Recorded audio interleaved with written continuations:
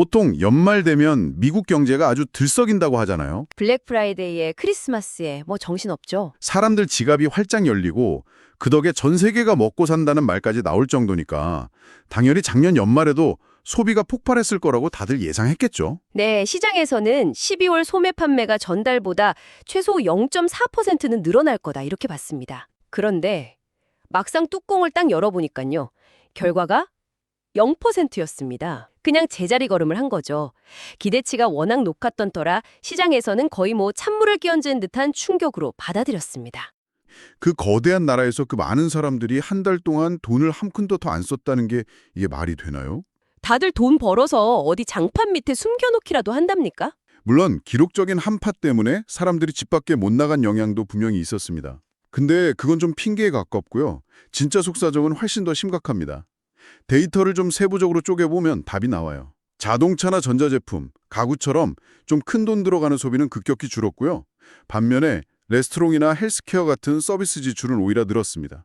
이건 마치 한 집안의 가장이 갑자기 비싼 양복은 안 사입고 대신 동네 선술집에서 술 마시는 횟수가 늘어난 것과 비슷한 상황 같은데요.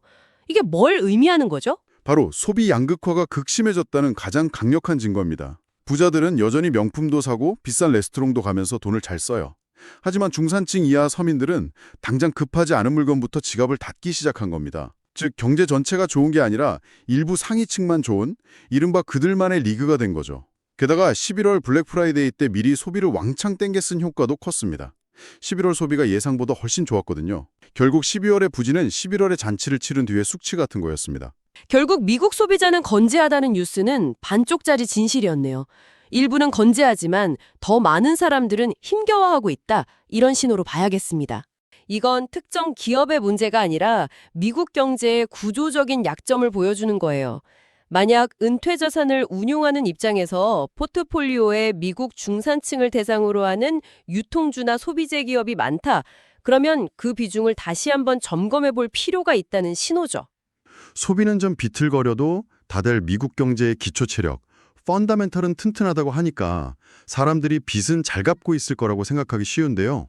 작년 4분기 기준으로요. 신용카드나 자동차 할부금 같은 대출금을 90일 이상 갚지 못하는 심각한 연체 비율이 2017년 이후, 그러니까 7년 만에 최고치를 찍었습니다. 전체 가계대출의 약 4.8%가 이런 부실 상태에 빠졌다는 뜻입니다. 거의 20명 중 1명꼴로 빚을 심각하게 못 갚고 있다는 거잖아요. 집 기둥 몇 개가 썩어 들어가고 있는 거 아닙니까? 특히 어떤 대출에서 문제가 심각한가요? 종류를 가리지 않고 전반적으로 늘고 있지만 가장 우려스러운 건 저소득층의 주택담보대출 연체율이 가파르게 오르고 있다는 점입니다. 고금리가 장기화되면서 이자 부담을 버티지 못하는 사람들이 늘어나는 거죠. 앞서 이야기한 소비 양극화와 정확히 같은 현상입니다. 경제 회복의 온기가 일부 부류층에게만 집중되고 서민들은 오히려 더 깊은 수렁으로 빠져들고 있다는 명백한 증거죠. 겉으로는 번듯한 차 타고 다니면서 좋은 집에 사는 것처럼 보여도 속으로는 매달 불어나는 대출 이자 때문에 밤잠 설치는 사람들이 우리 주변에도 분명히 있을 테니까요. 이게 혹시 2008년 금융위기 때와 비교하면 어느 정도 수준인가요? 그때도 시작은 이런 식이지 않았습니까? 아직 2008년 수준의 위기라고 말하기는 이릅니다. 하지만 그 패턴이 무서울 정도로 비슷하다는 점을 경계해야 합니다. 당시에도 위기의 첫 신호는 주식시장의 폭락이 아니었어요. 잘 보이지 않던 서브프라임 모기지론의 연체율 급등이었습니다. 지금 우리가 보고 있는 이 연체율 상승은 미국 경제의 발목을 잡을 수 있는 회색 코뿔소 같은 위험입니다. 모두가 위험하다는 걸 알면서도 애써 외면하고 있는 거죠. 결국 미국 가계가 튼튼하다는 뉴스도 고지고대로 믿으면 안 되겠군요. 당장 빚 갚을 돈도 없는 사람들이 어떻게 소비를 늘리겠습니까? 앞으로 소비가 더 위축될 수 있다는 강력한 경고등으로 봐야겠네요. 그래서 은퇴 자산을 관리하는 분이라면 지금 당장 시장을 떠들썩하게 하는 뉴스보다는 이런 조용하지만 치명적인 신호들에 더 귀를 기울여야 합니다. 이건 정말 요즘 가장 뜨거운 이야기죠. 인공지능, AI 때문에 반도체가 없어서 못 판다는 뉴스가 매일같이 쏟아져 나오잖아요. 심지어 어떤 반도체 관련 회사는 6개월 만에 주가가 1200%, 그러니까 12배나 올랐다고 하던데요. 이 정도면 이번엔 진짜 다르다. 지금이라도 뛰어들면 부자 된다. 이런 말이 절로 나올 법한데요. AI를 구동하려면 고성능 메모리 반도체가 필수적이고 수요가 폭발하면서 가격도 급등하고 있으니까요. 하지만 바로 그 1200%라는 숫자가 노련한 투자자들에게는 가장 강력한 위험 신호로 보입니다. 아니, 그게 왜 위험 신호라는 거죠? 마치 우리 아들이 전교 1등을 했는데 너무 공부를 잘해서 걱정이다 라고 말하는 것과 비슷한 느낌인데요? 반도체 산업의 역사를 보면 그 이유를 알 수 있습니다. 이 시장은 역사상 가장 변동이 심하고 잔인한 사이클을 반복해왔거든요. 수요가 폭발하면 너도나도 천문학적인 돈을 쏟아부어 공장을 짓습니다. 그러면 2, 3년 뒤에 공급이 한꺼번에 쏟아져 나오면서 순식간에 공급 과잉 상태가 되죠.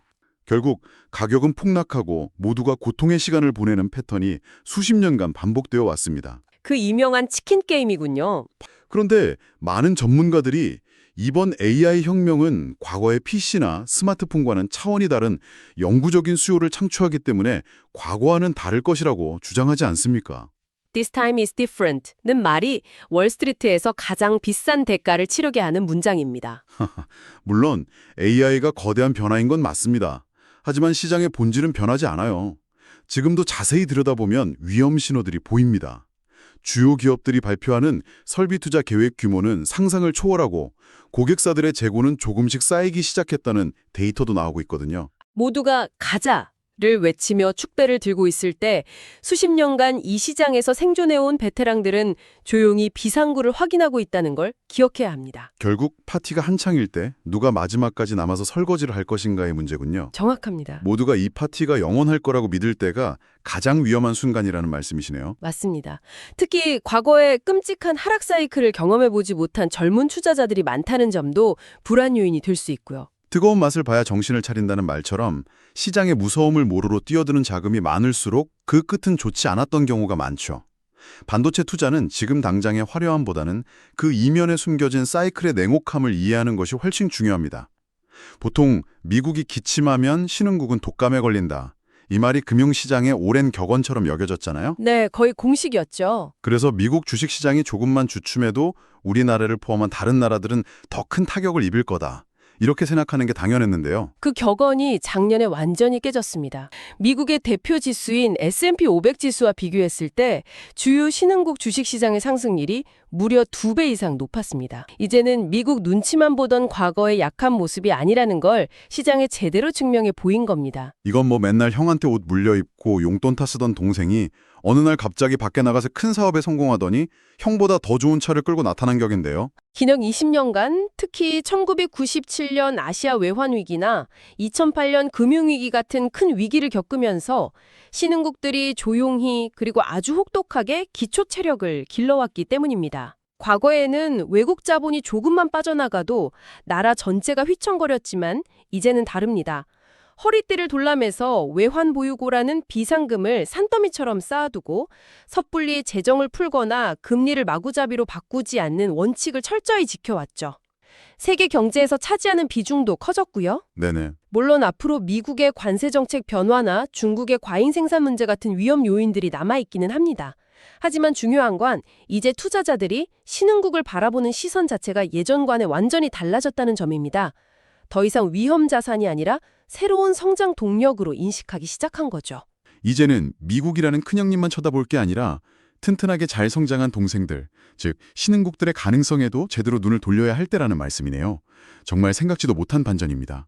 경제 뉴스는 정말 제목만 보고 섣불리 판단해서는 안 되겠다는 생각이 듭니다. 그렇죠. 건재하다던 미국의 소비와 가계는 속으로 골마가고 있었고 영원할 것 같던 반도체 호황은 위험한 함정을 품고 있었고요. 또 늘 불안하게만 봤던 신흥국들은 오히려 가장 튼튼한 모습을 보여주고 있었네요.